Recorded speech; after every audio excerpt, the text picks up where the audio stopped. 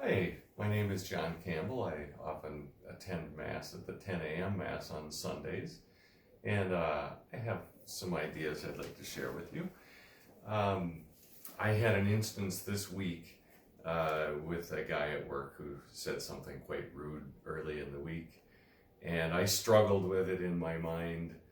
I in fact didn't get to catch up with him again until Friday, so in between time, I needed to get it right. What he said was hurtful to me, and sorry. And I would have liked to have caused him pain as well. I would have liked to have told others what he said and what a jerk he was for saying that. But I did go into prayer rather quickly after he said these things. There are a number of prayers that I use each day from the scriptures, but there's one that was particularly helpful from the first chapter of Philippians, the 9th through 11th verses.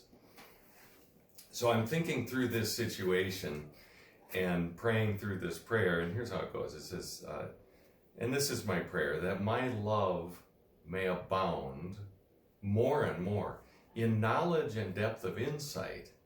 And I got to that part and I thought, well, this is going to require knowledge and depth of insight for me to be loving here, because I don't really know how to do it. In knowledge and depth of insight, so that I may be able to discern what is best, and that I may be pure and blameless until the day of Christ, filled with the fruit of righteousness that comes through Jesus Christ to the glory and praise of God. Well, there's so many parts of that were needful to me. I needed to be able to discern what was best. I needed to be pure and blameless. I needed to be filled with the fruit of righteousness.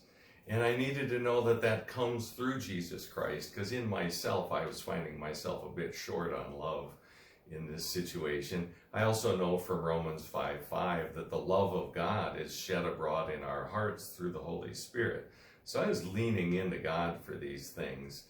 And a lot of what the guidance that I got from the Good Shepherd was to hold off till I see the guy again and give him a do-over. Because I suspected he may not have understood how offensive what he said was. This was in fact the case. When I caught up with him again on Friday morning and repeated his words back to him, he's like, oh, no, that's not what I was saying. So he was actually quite apologetic.